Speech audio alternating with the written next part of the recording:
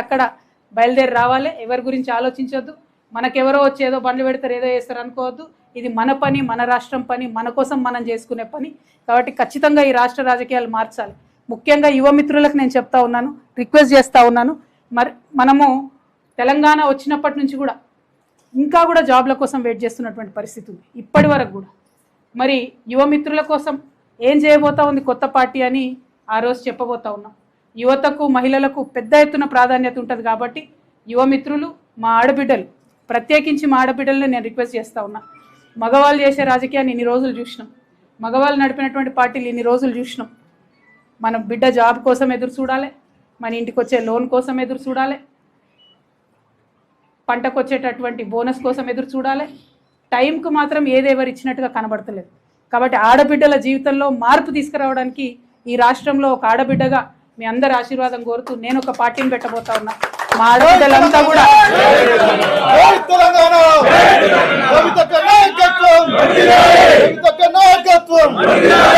ఆడబిడ్డలంతా కూడా ప్రతి ఊరు నుండి కూడా తరలి రావాలని చెప్పి నేను రిక్వెస్ట్ చేస్తా ఉన్నాను. ఎందుకంటే జాగృతి నుండి ఎన్ని కార్యక్రమాలు చేసినామో ఆడబిడ్డలకి మీ అందరి దృష్టిలో ఉన్నది. మళ్ళీ కూడా గుర్తు చేసుకుందాం అన్నాడు. నిజమైనటువంటి మార్పు ఎట్లా తీసుకొస్తామో ఖచ్చితంగా ఈ రాష్ట్ర రాజకీయాల్లో చూపించాలి. అదేవిధంగా మా బీసీ బిడ్డలకు మీకు తెలుసు ఎంత కొట్లాడుతున్నామో మనం బీసీ బిల్లు సాధించుకోవడానికి. కాబట్టి బీసీ బిల్లు సాధించుకోవాలంటే స్వచ్ఛమైనటువంటి శక్తులు, నీతి ఉన్నటువంటి శక్తులు, జాగృతి లాంటి శక్తులతోనే సాధ్యమవుతుంది. కాబట్టి ప్రతి ఊరు నుండి బీసీ బిడ్డలు ఆ మీటింగ్కి తరలి రావాలని కోరుతా ఉన్నాను. అట్లానే మా దళిత బిడ్డలు అనేక కార్యక్రమాలు చేసినాం. ఎక్కడ ఆకృత్యాలు జరిగితే అక్కడ వచ్చి మీ వెంట నిలబడ్డాం. రాజ్యాంగంలో మనకున్నటువంటి హక్కుల్ని పరిరక్షించుకొని ఆత్మగౌరవంతో కూడినటువంటి అభివృద్ధి రావాలని మీకోసం పాటుపడుతూ అసెంబ్లీలో అంబేద్కర్ గారి విగ్రహాన్ని పెట్టాలని కొట్లాడినటువంటి ఏకైక సంస్థ జాగృతి. మరి ఆ సంస్థ ఇవాళ పార్టీగా మారబోతా ఉంది. కాబట్టి ప్రతి గ్రామం నుంచి దళిత బిడ్డలు తరలి రావాలని కోరుతా ఉన్నాను. ఎస్టీ బిడ్డలు ఎవరైతే ఉన్నారో, ప్రధానంగా మా లంబాడ బిడ్డలు, మీకు తెలుసు మొన్న మనం హాతీరామ్ మఠంని కాపాడడంతో మొదలు పెట్టుకుంటే అనేక కార్యక్రమాలు చేసుకున్నాం.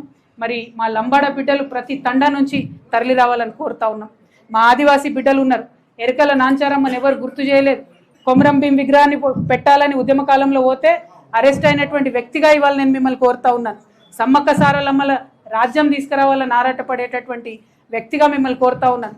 ప్రతి గూడెం నుంచి, ప్రతి తండా నుంచి, ప్రతి చెంచుపెంట నుంచి ఆ రోజు మీటింగ్కి తరలి రావాల్సిందిగా అందరినీ కోరుతా ఉన్నాను. ముఖ్యంగా మా మైనారిటీ सोदरन, अब सबसे मैं गुजारिश कर रही हूँ, तेलंगाना के आने से पहले जब जिद्दोजहद चल रहा था तेलंगाना का, उस समय हमने बहुत वादे सुने कि तेलंगाना आते ही हमारी ज़िंदगी पूरी बदल जाएगी। तेलंगाना